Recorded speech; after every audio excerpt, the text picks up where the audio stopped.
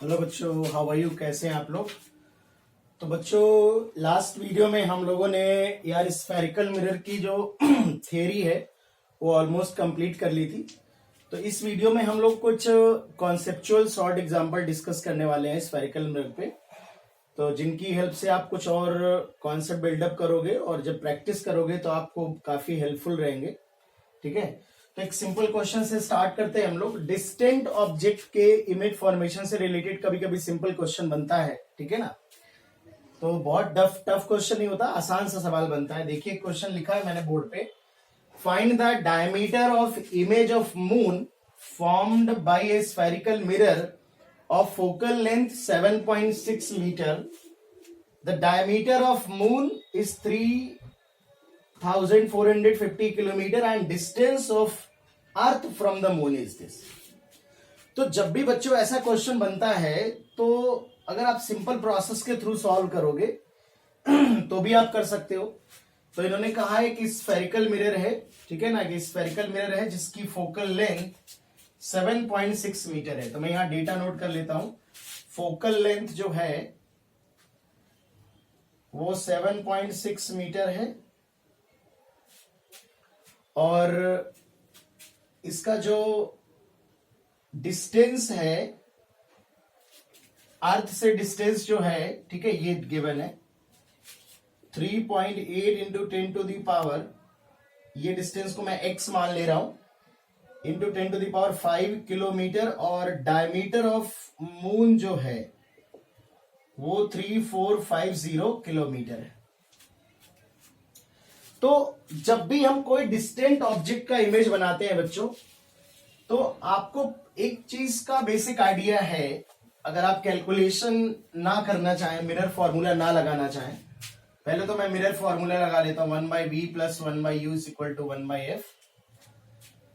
तो जो object distance है, इन्होंने कहा मिरर ऑब्वियस सी बात है कहां रखा होगा, अर्थ पे रखा होगा। तो अर्थ से जो मून की डिस्टेंस गिवन है वो हमारी ऑब्जेक्ट डिस्टेंस हो जाएगी, ये हमारी ऑब्जेक्ट डिस्टेंस हो जाएगी, ठीक है ना। यू की वैल्यू हो जाएगी बच्चों किलोमीटर्स में, देख रहे हैं आप, ये 3.8 into 10 to the power 5 kilometre, ठीक है ना। और ये डायमीटर है आपका मून का डायमीटर, और ये फोकल लेंथ है। तो कोई भी मिरर आप यूज कर रहे हैं, चाहे कॉन्केव मिरर यूज कर रहे हो या कॉन्वेक्स मिरर यूज कर रहे हो, तो अगर आप ये देखें कि जो u की वैल्यू है वो बहुत ज्यादा है as compare to focal length. अगर मैं यहां से 1/v is equal to 1/f, it is 7.6 metre, ठीक है। कोई भी मिरर है, अगर आप कॉन्वेक्स मानोगे तो पॉजिटिव लिख लोगे, चलो मैं कॉन्केव मिरर मान लेता हूं, माइनस जो u की वैल्यू है वो हो जाएगी, अगर एक रियल और डिस्टेंट ऑब्जेक्ट है, बहुत दूर है ऑब्जेक्ट, तो जो u की वैल्यू हो जाएगी बेटा वो ये हो जाएगी जो अर्थ से डिस्टेंस होगी मून।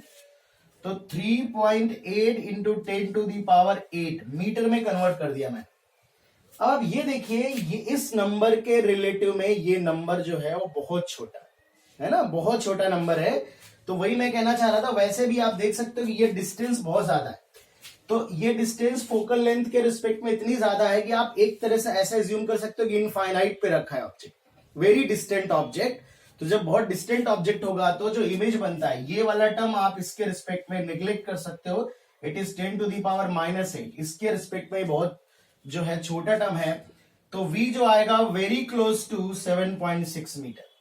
यानी मैं बताना ये चाहता हूं कि विदाउट कैलकुलेशन आप ऐसे सवालों में जो इमेज बनेगा वो वेरी क्लोज टू फोकस बनेगा, या कह सकते हो फोकस पे बनेगा, ठीक है ना। तो जो v की वैल्यू होगी, मैग्नीट्यूड की बात कर रहा हूं, तो v की वैल्यू 7.6 मीटर होगी, और जो u की वैल्यू है वो तो आपको पता ही है। अब रहा सवाल तुम्हारा डायमीटर का। सपोज ये बहुत डिस्टेंट ऑब्जेक्ट है, ये हमारा मून है, ठीक है, और इसका डायमीटर जो है वो ये है।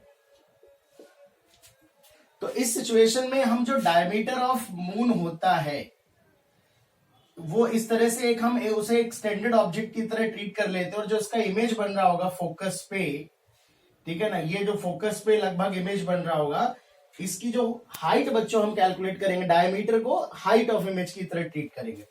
तो अगर मैं ट्रांसवर्स मैग्निफिकेशन लगाऊं HI/HO, it is minus times V/U, तो इसका अगर मैं मैग्नीट्यूड की बात करूं तो diameter of image upon diameter of moon, तो जो v की वैल्यू है वो फोकल लेंथ के बराबर होगी, ठीक है, और यानी कि 7.6, और जो u की वैल्यू होगी वो आपकी है 3.8 इंटू 10⁸। यहां से जब इमेज का डायमीटर आप निकालेंगे तो 7.6 इंटू अपॉन 3.8 10⁸, और इंटू जो डायमीटर ऑफ मून दिया गया है 3450 किलोमीटर, इसे 10⁻³ मीटर में कन्वर्ट कर। तो इस तरह से आप इसका फाइनल आंसर निकाल सकते हैं कि जो इमेज बनेगा मून का उसका डायमीटर क्या होगा।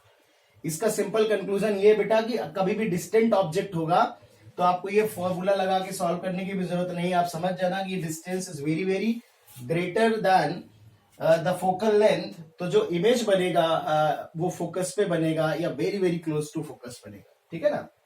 डिस्टेंट ऑब्जेक्ट में एक तरह से क्वेश्चन और बनता है, सेकेंड कैटेगरी का क्वेश्चन बनता है, ठीक है ना, उसको भी देख लेते हैं। कभी कभी तो जो सन या मून इन सब की इमेज बनवाता है तो कभी कभी क्या करता है बच्चों की हमें डिस्टेंस दे देता है कि सन की डिस्टेंस क्या है, मून की डिस्टेंस क्या है, लेकिन कभी कभी हमको एंगल बताता है, ठीक है ना। तो अगर मैं इमेज ऑफ डिस्टेंट ऑब्जेक्ट्स, जैसे मान लेते हैं आपको एक कोई मिरर दे देगा,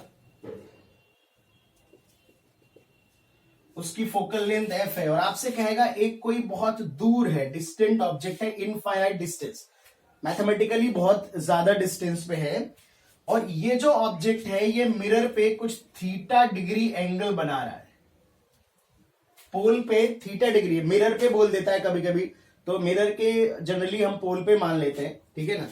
तो थीटा डिग्री एंगल बना रहा है मिरर के किसी पर्टिकुलर पॉइंट पे, तो ये एंगल जो होगा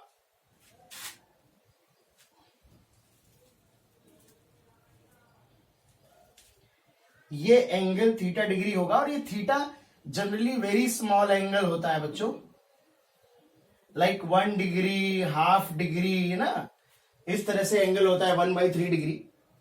तो आपको उस सिचुएशन में डायमीटर नहीं बताया जाता है कि सन या मून का डायमीटर क्या, आपको बोलेगा एक डिस्टेंट ऑब्जेक्ट है, मून है या सन है या कोई दूसरी बॉडी है जो बहुत दूर है, वो आपका जो मिरर पे एंगल बना रही है that is 1 degree, half degree, 1/3 degree and so on, इस तरह का कुछ आंसर दे सकता है, सॉरी इस तरह का डेटा दे सकता है। तो आपसे पूछा जाएगा कि जो इमेज बनेगा इमेज डायमीटर क्या होगा। तो इमेज डायमीटर बच्चों इस सिचुएशन में आप कैसे निकालते हो, तो बिल्कुल सिंपल तरीका होता है कि सबसे पहले बात तो डिस्टेंट ऑब्जेक्ट है, बहुत दूर है ऑब्जेक्ट, तो ऑब्वियस सी बात है कि फोकस पे बनेगा इमेज, है ना।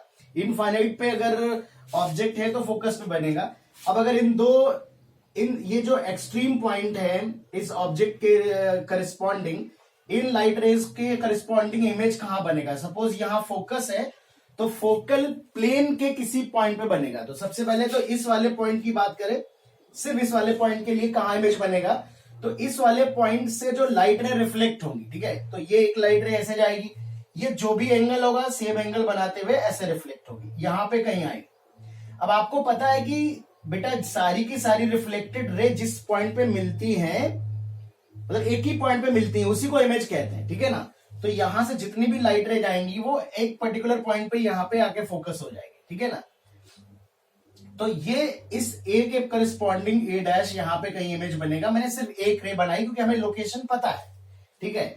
सिमिलरली इस वाली लाइट रे के करस्पॉन्डिंग यहां पे ये रिफ्लेक्शन होगा, ये वाला एंगल इसके बराबर होगा और ये वाला एंगल इसके बराबर होगा, तो ये बी डैश बनेगा। तो इसका इमेज कुछ यहां पे, इसका इमेज यहां पे फोकल प्लेन पे बनेगा इस तरह का, ठीक है ना। इसमें ये जो एंगल होगा बच्चों, क्योंकि ये दोनों लाइट रे जितना एंगल ऑप्टिकल एक्सिस से बना रही है सेम एंगल ये भी बना रही है ऑप्टिकल एक्सिस से, ये वाली लाइट रे थोड़ा सा अनइक्वल दिख रहा है पर समझ लेना, ये लाइट रे सिमेट्रिकली रिफ्लेक्ट होगी और ये वाली रिफ्लेक्ट होगी। तो ये जो एंगल होगा बीच का एंगल, ये भी थीटा होगा, ठीक है ना। तो ये जो इमेज का एंगल बनेगा इस पॉइंट पे वो ऑब्जेक्ट के एंगल के बराबर होता है। इस सिचुएशन में जो ये हमें डायमीटर पूछा जाता है डी, ये हम अगर देखें तो ये जो एंगल इतना छोटा होता है कि इन दोनों लेंथ को हम बराबर मान सकते हैं और आर्क लेंथ के फॉर्मूले से d is equal to f theta apply कर सकते हैं, बिकॉज थीटा बहुत छोटा है तो ये दोनों लेंथ हम अप्रोक्सीमेटली इक्वल मान सकते हैं, ठीक है ना। तो यहां पे तुम कह सकते हो कि तो जो d इज इक्वल टू होगा वो एफ थीटा होगा, और इस फॉर्मूले से आप इमेज का फॉर्मेशन करते हो। सपोज दैट अगर फोकल लेंथ बच्चों 20 सेंटीमीटर है और थीटा की वैल्यू 1 डिग्री दी गई है, 1 डिग्री एंगल बना रहा है कोई भी डिस्टेंट ऑब्जेक्ट, मून, सन, कोई भी ऑब्जेक्ट हो सकता है इस तरह से। तो अगर पूछा जाए कि इस मिरर से इस डिस्टेंट ऑब्जेक्ट का जो कि 1 डिग्री एंगल बना रहा है उसका जो इमेज बनेगा उसका डायमीटर क्या होगा, तो डायमीटर का आंसर है it is F theta 20 centimetre. बस ध्यान रखना थीटा को यार रेडियन में पुट करना होता है, ठीक है। तो पाई बाई 180 रेडियन हो जाएगा, तो it is pi by 9 centimetre, ठीक है ना। तो पाई बाई 9 सेंटीमीटर जो होगा वो आपका जो है डायमीटर ऑफ इमेज हो जाएगा। तो डिस्टेंट ऑब्जेक्ट का दो तरह से कैलकुलेशन बनता है यार बच्चों, ठीक है। और वो दोनों तरह से जो कैलकुलेशन होता है, एक में तो आपको डिस्टेंस दी जाती है, जो कि काफी ज्यादा होती है, और दूसरे में आपको एंगल दिया जाता है, एंगल, ठीक है। तो कुछ क्वेश्चंस और डिस्कस करेंगे हम लोग।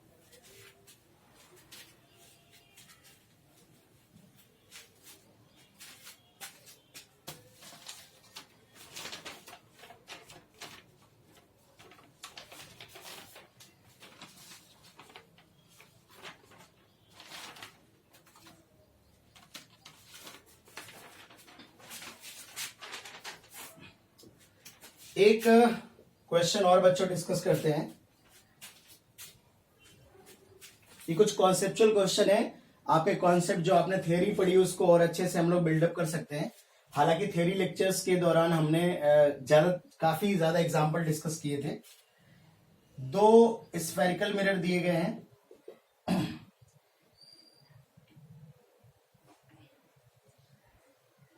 और एक ऑब्जेक्ट यहां पे रखा है,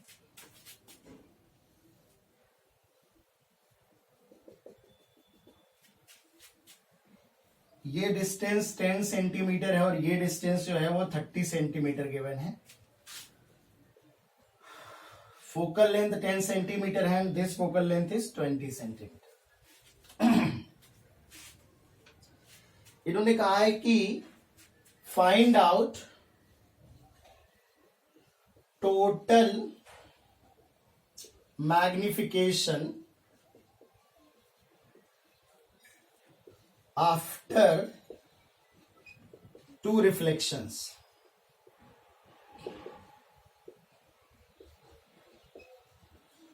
First on M1, second on M2.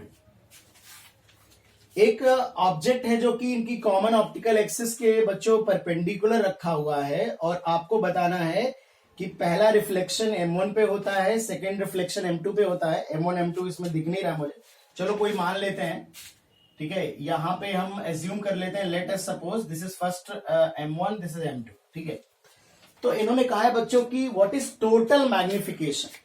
आपसे ये भी पूछ सकता है कि जो फाइनल इमेज बनेगा उसकी लोकेशन क्या होगी और उसकी हाइट क्या होगी, टोटल मैग्निफिकेशन क्या होगा।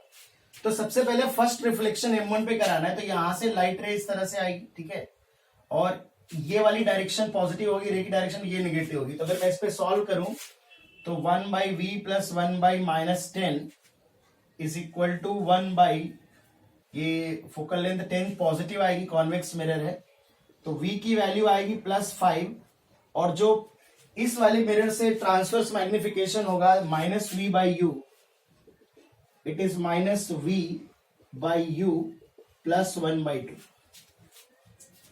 तो फर्स्ट इमेज जो बनेगा वो कुछ इस तरह से बनेगा। अगर मैं रिफ्लेक्शन करा दूं, ऐसे लाइट रे जाएगी और यहाँ पे वर्चुअल बनेगा +5 है, ठीक है ना, यहाँ पे पॉजिटिव वर्चुअल बनेगा, और 1/2 मैग्निफिकेशन है। तो अगर इसकी हाइट h मान लें, ऑब्जेक्ट की हाइट ho, तो ये बच्चों इरेक्ट इमेज बनेगा, प्लस आ रहा है, पॉजिटिव आ रहा है, तो ho/2, ho डिवाइडेड बाई 2 है ना, ये फर्स्ट इमेज है। हालांकि हमसे टोटल मैग्निफिकेशन पूछा है, बट कभी कभी जरूरत पूछ लेता है, तो आप देख लो। अब फर्स्ट रिफ्लेक्शन के बाद जब ये दूसरा रिफ्लेक्शन होगा तो हम सब लोग डिस्कस कर चुके हैं लास्ट वीडियोस में कि ये जो ऑब्जेक्ट होगा वो इसके लिए इमेज का काम करेगा, ठीक है ना। इसका मतलब ये है कि जो ये डिस्टेंस है वो 5 है और ये इंसिडेंट रे हो जाएगी इस मिरर के लिए, तो ये पॉजिटिव हो जाएगा, ये नेगेटिव हो जाएगा क्योंकि ये इंसिडेंट रे जिसकी डायरेक्शन ये। अब यहां पर अगर हम देखें तो इट इज 40 + 5 45 सेंटीमीटर है, तो जो u की वैल्यू हो जाएगी m2 के लिए वो 45 सेंटीमीटर हो जाएगी। v की वैल्यू हमें कैलकुलेट करनी, तो it is -45 centimetre and it is -20, तो ये बेटा -20 हो जाएगा। तो 1/v को हम कैलकुलेट कर सकते हैं, -1/20 + 1/45 इट इज 180, तो यहां से -9 आएगा और यहां से कैलकुलेशन चेक कर लीजिएगा, यहां से +4 आएगा, तो v की value 180 divided by -5 it is -36 centimetre. तो ये जो सेकेंड मिरर से रिफ्लेक्शन हो रहा है, सेकेंड रिफ्लेक्शन M1 से होने के बाद, बच्चों अगर इसका मैग्निफिकेशन हम लोग कैलकुलेट करें तो इट इज -36 डिवाइडेड बाई -45, तो ये माइनस आ जाएगा 4/5। तो जो सेकेंड मैग्निफिकेशन है वो 4/5 है और फर्स्ट मैग्निफिकेशन 1/2 है। तो आप ऐसे समझ सकते हो कि अगर मैं कहूं फाइनल इमेज कहां बनेगा तो 36 यहां कहीं बनेगा, ये 30 है, 36 यहां कहीं बनेगा।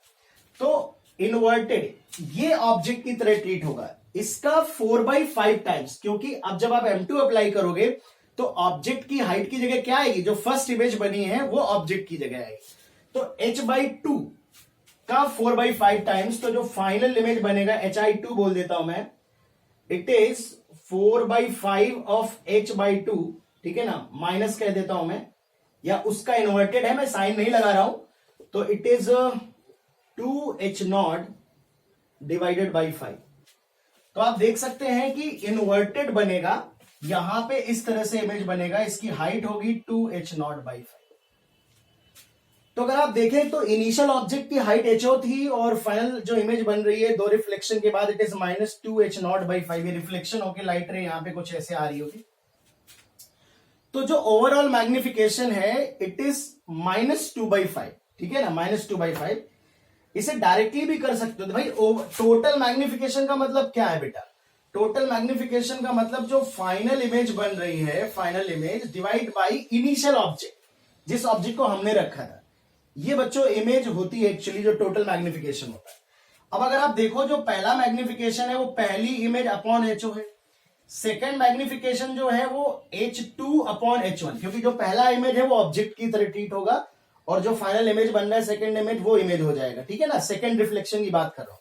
अब अगर मैं दोनों को मल्टीप्लाई कर दूं M1 M2 तो H1 कैंसिल आउट हो जाएगा, इट इज H2/HO, जो कि तुम्हारा टोटल मैग्निफिकेशन कहलाता है दो रिफ्लेक्शन के बाद, final image upon initial object. तो तुम ये भी कह सकते हो कि जब भी हमें ये ध्यान रखना मल्टीपल रिफ्लेक्शंस हो या मल्टीपल रिफ्रैक्शन हो, टोटल मैग्निफिकेशन निकालने का हमेशा फॉर्मूला होता है M1 × M2 × M3 and so on into product होता चला जाता है। दो रिफ्लेक्शन हो, तीन रिफ्लेक्शन हो, चार हो, रिफ्रैक्शन हो, लेंस हो, कुछ भी हो, मैग्निफिकेशन हमेशा मल्टीप्लाई होते हैं जब भी मल्टीपल रिफ्रैक्शन या रिफ्लेक्शन होता है बच्चों, ठीक है ना।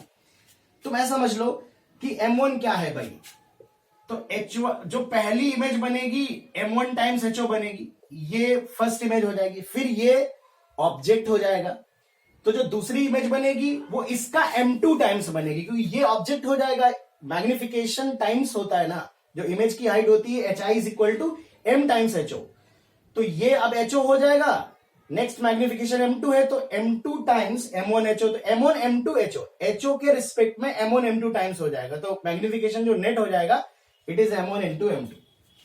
तो इस तरह से जब भी मल्टीपल रिफ्लेक्शन होंगे तो आप लोग जो है जो मैग्निफिकेशन होंगे वो हमेशा प्रोडक्ट हो जाते हैं, हमेशा मल्टीप्लाई हो जाते हैं, ठीक है बच्चों।